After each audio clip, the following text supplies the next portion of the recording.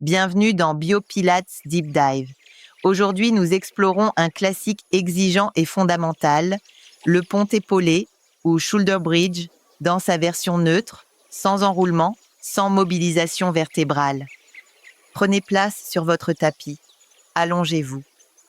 Les genoux sont fléchis, les pieds à plat, légèrement plus près du bassin que pour la préparation abdominale. Les jambes sont parallèles, en abduction à la largeur des hanches. Les bras reposent au sol, paumes vers le bas. Les omoplates sont ancrées. Le bassin et la colonne sont en position neutre. Inspirez profondément. À l'expiration, engagez votre centre, puis soulevez le bassin d'un seul bloc sans déroulement.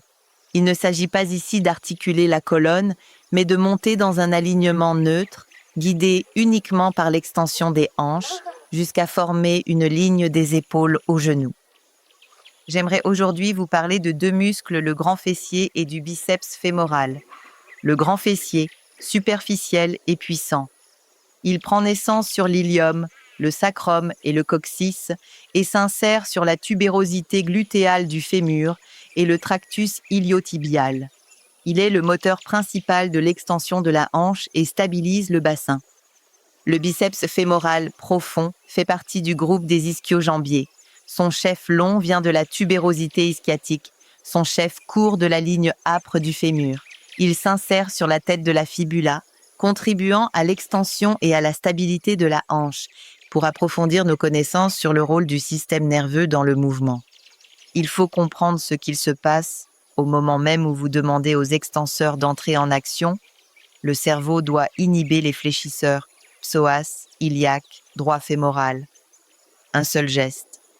Deux messages contradictoires, parfaitement synchronisés. Ce phénomène s'appelle l'inhibition réciproque.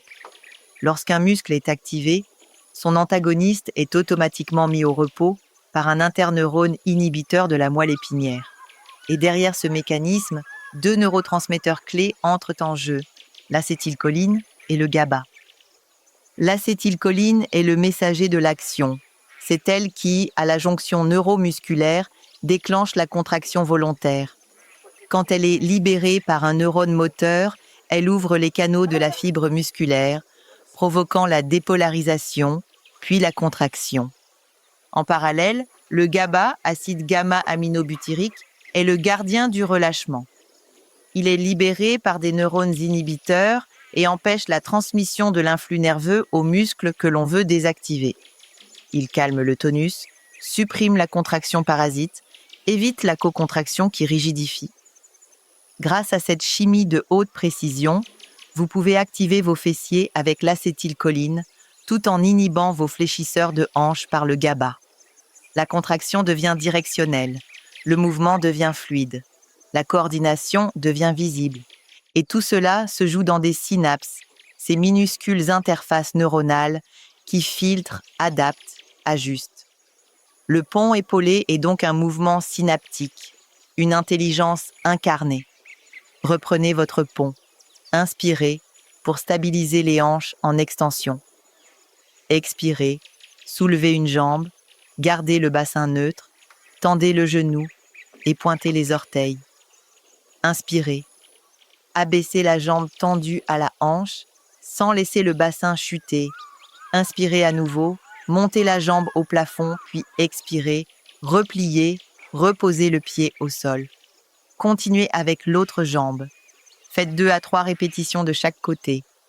Puis pour terminer, abaissez le bassin d'un bloc, toujours au neutre, sans dérouler. Voici les variations progressives, le pont simple. Il suffit de monter et descendre le bassin sans lever de jambes. On pense que monter et descendre le bassin, c'est facile.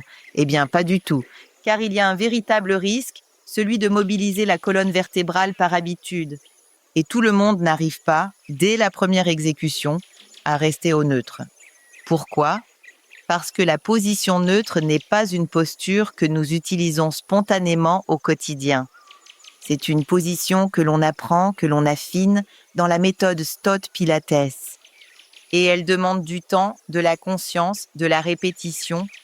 L'autre variation, le soulèvement partiel de jambes, vous ne levez un pied de quelques centimètres, genou fléchi. Dans cette variante, soulever un pied de 2 cm sans tourner le bassin, ce n'est pas aussi facile que cela. Il faut vraiment se concentrer. Sans concentration, il n'y a pas de stabilité. La dernière variante du pont avec le fitness, cercle entre les genoux. Ajoute une résistance douce, engage les adducteurs, on ressent la stabilité intérieure. Et je le dis souvent à mes élèves, ce qui commence comme un simple soulèvement du bassin devient, avec le travail en équilibre sur une jambe, un exercice difficile, exigeant, parfois même déstabilisant. Il demande de la force, bien sûr, mais aussi de la coordination, du relâchement là où c'est nécessaire et une vraie conscience du centre. Ce n'est jamais juste que monter et descendre. C'est organiser, stabiliser, habiter son axe.